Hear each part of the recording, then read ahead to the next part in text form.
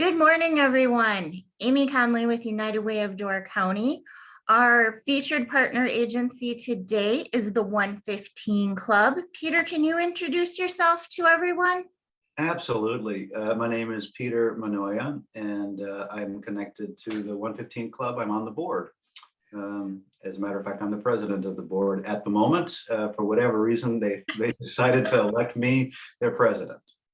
I always say that's one of those positions of maybe honor and importance, or maybe by default, right? I never quite know when I'm asked to be an officer on a board. I'm like, what happened?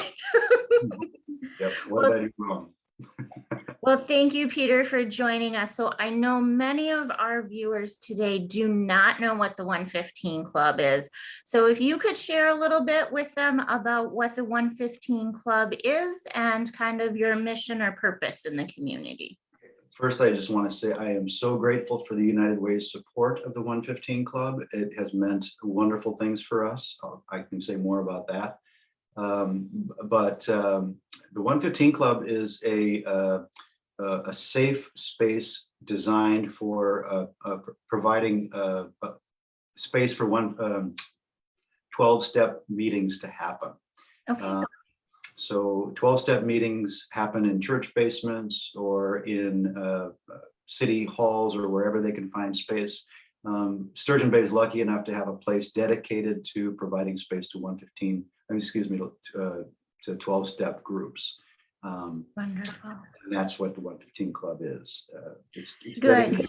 providing not only a safe physical location, but especially during COVID, we've been dedicated to providing a safe electronic location where people can Zoom into meetings or attend meetings even during these crazy changing quarantine times. Yes. And I know when the weather was nice, you guys were also meeting outside in the yard at the 115 Club, right? That's right. Okay, wonderful. Can you talk a little bit about why it's so important to have that dedicated space rather than just relying on various churches or community buildings? So one of the most important things that we do is we provide a space for regular meetings. It's noon and 7, Mondays to Saturdays. And then on Sundays, we have changed times, but very consistent meeting times and location means that people know where to go. And very often what happens in recovery is that people will attend for a while and then they may not.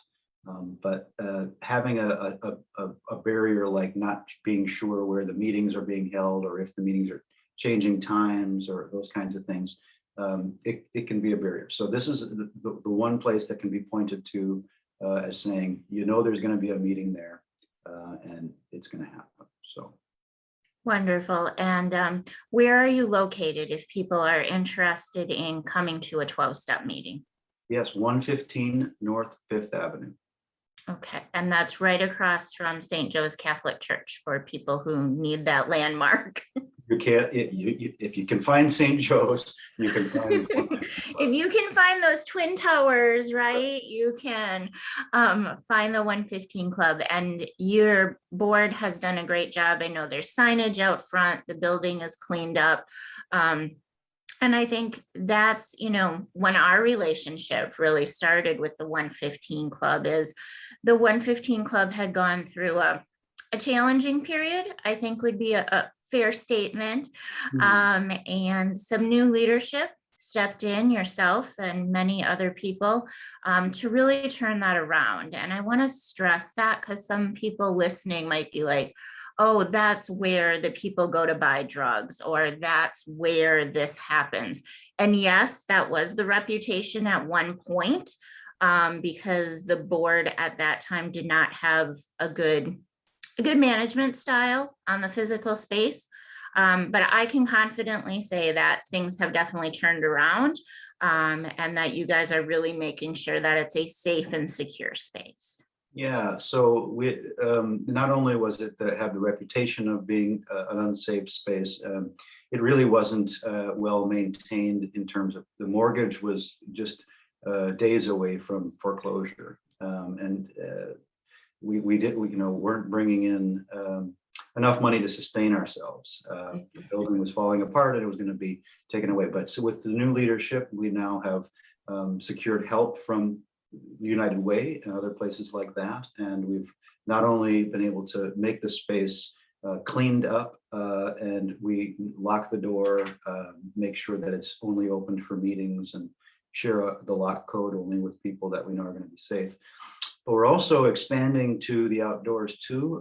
We have a pretty major renovation project for the backyard so that we can have backyard meetings. We're going to have a fire pit, a pavilions for inclement weather. Yeah, it's going to be a multi-phased project. It's pretty ambitious, but it's good to see the place not only cleaned up for the purpose of recovery meetings, but also for the community. It's going to be a nicer space for the community to be around. Wonderful. So Peter, if people are interested in finding out what 12-step meetings you're currently holding there, because I know that sometimes changes, there's always a traditional AA meeting, but I know sometimes there's Al-Anon, sometimes there's not, or other groups. Is there a website or a Facebook page or something that we can send people to? Yeah, you can always go to the front door. We've got bulletin boards and the storm door is always open, so you can get in there to find information physically. But if you want to find us on the web, you can go to our Facebook page, which is the New 115 Club. Just search for that and you'll find us. Great. And I know you guys do a great job of monitoring that page. So if someone sends a private message through that page, I know that someone will reply to that in a timely manner. We do have people from our board who are administrators, and so they do respond, yes. Wonderful. Phone numbers for individuals that can be contacted if somebody needs to speak to somebody right away. So those numbers are also posted on the bulletin boards. On the bulletin board. Okay, wonderful. So again, 115 North Fifth Avenue, right across from St. Joe's Catholic Church. Yep. Peter, we typically end these interviews by talking about ALICE, Asset Limited Income Constrained Employed. But when I think about the 115 Club, addiction issues impact every single socioeconomic class in our community. So I guess the thing I'd like to stress is that to attend a meeting, it is free, correct? Absolutely. Okay, and a donation is encouraged if people are able. We, in recovery, we like to say that our meetings are self-supporting, which means that we do pass a basket, but that is only a voluntary donation. People's presence is much more important than their money. So. Okay. So yeah, if someone's, in that ALICE category or even in poverty and struggling with addiction issues, please don't let your income be a barrier to accessing the help and support you might need through a 12-step program. What we always say is if you have $1, put it in the basket. And if you don't, keep coming back until you do. Exactly.